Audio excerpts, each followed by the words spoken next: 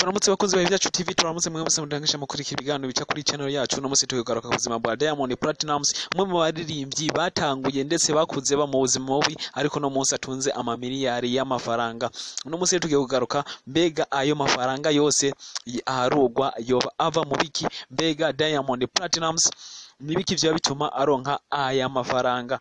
Ndakubwiye muzi neza yuko no muri ivyo yatanguye mu 2009 ku ndirimbo Nenda Kamwambiye, ariko no munsi afise amafaranga adasanzwe. Wowe turagira subscribe kuri channel YouTube yacu, nube urabikora kugira ngo utazacikwa n'amakuru atandukanye tugenda tugohereza. Share na like na comment, navyo biba bidushimisha. Reka tugende.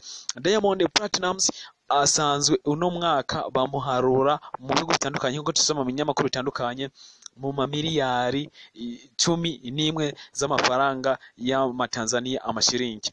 Mbega ano mafaranga yose yoba ava mu biki canke bayiharuye bafatiye ku biki? Bahafatiye ku minduga yagiye aragura neza na neza muri uyu mwaka urangiye guhera mu 2018, aho harimo nka Toyota Land Cruiser V8 yaguze mu 2018.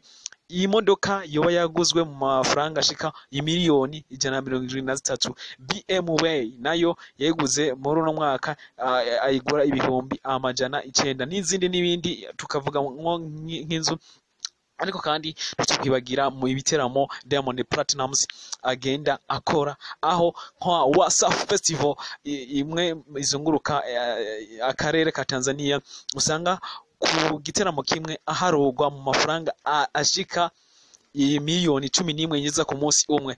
Aha nditwo kwibagira ndetse n'ibiteramo agenda akora ahantu hatandukanye ku isi, ku mugabane. Muzi yuko aronka ibiteramo bidasanzwe kandi vyinshi afashijwe mwona Babutare hamwe na Mukubafera mu biteramo bidasanzwe akora ndetse bimiziza amafaranga. Aha nitwo kwibagira kandi nuko Diamond Platnumz asanzwe yamamariza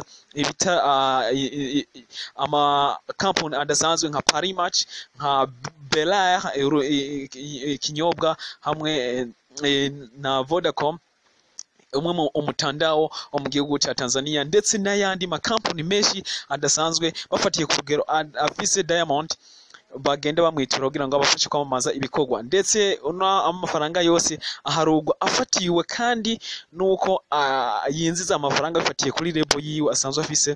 Harimwo umuziki Harmonize yavuyemo, harimwo baravarava